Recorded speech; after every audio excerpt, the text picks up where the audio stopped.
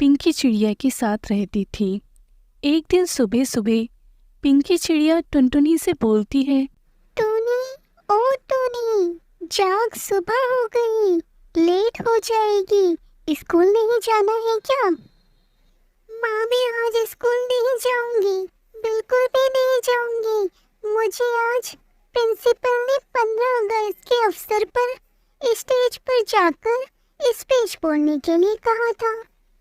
अरे बेटा, ये तो अच्छी बात है ना, जाओ और जाकर स्पीच बोलो, यहाँ पर बहाने मत बनाओ।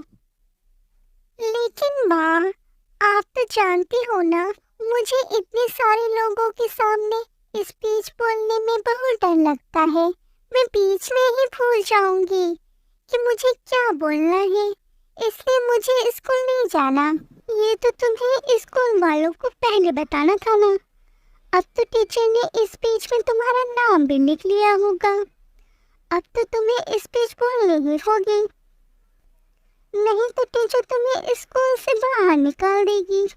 चलो जल्दी अब स्कूल जाने के लिए तैयार हो जाओ।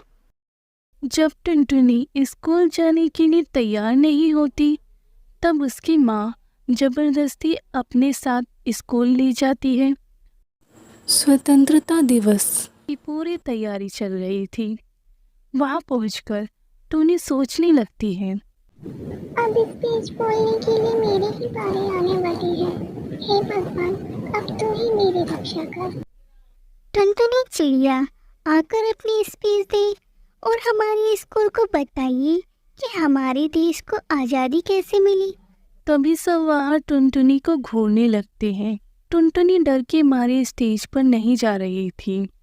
तभी उसकी माँ कहती है, टुनटुनी बेटा, जाओ जाओ बेटा जाओ, तुम्हें स्टेज पर जाना ही पड़ेगा, तुम घबराओ मत, मैं हूं ना यहाँ।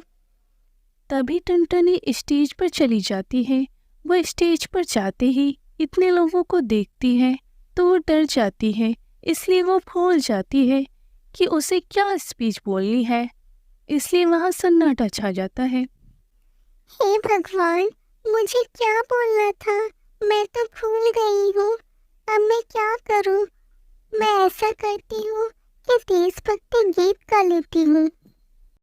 मेरे वतन के लोगों, जरा आँख में भर लो पानी, जो शहीद है उनकी जरा याद करो कुर्बानी।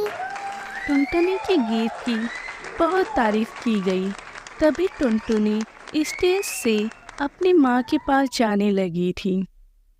प्रिंसिपल ने टूनी को रोका और कहा, अरे टूनी बेटा, तुम तो यहाँ स्पीच देने आई थी, अपनी स्पीच पूरी करके जाओ। ये टुनटुनी डरती हुई स्टेज पर आती है, लेकिन उसे वहाँ कुछ याद नहीं आ रहा था। तभी वो रोने लगती है। प्रिंसिपल मैम, मैंने कल स्पीच लिखी थी, लेकिन मुझे बिल्कुल याद नहीं आ रही है कि मुझे क्या बोलना है, इसलिए मैं कुछ नहीं बोल सकती हूँ। टुनटुनी बेटा, घबराओ मत, तुमने आज बहुत अच्छा देशभक्ति गीत गाया। तुम्हें जो भी इंडिपेंडेंस डे के बारे में पता है, तुम बस वही बता दो। Thank you ma'am. तो आज मैं आप सभी को ये बताऊंगी कि हम इंडिपेंडेंस डे क्यों मनाते हैं। आज से 76 साल पहले हमारा देश अंग्रेजों की गुलामी से आज़ाद हुआ था। इससे पहले हमारे देश में अंग्रेजों की सरकार बनी हुआ करती थी, लेकिन अब हमारे देश में अब खुद की सरकार बनती है। इसलिए हम हर साल 15 अगस्त को आज़ादी की खुशी बनाते हैं। इसे हम हिंदी में स्वतंत्रता दिवस कहते हैं और इंग्लिश में इंडिपेंडेंस डे भी कहा जाता है। वैसे तो अंग्रेजों से आज़ादी पाना कोई बच्चों का खेल नहीं था।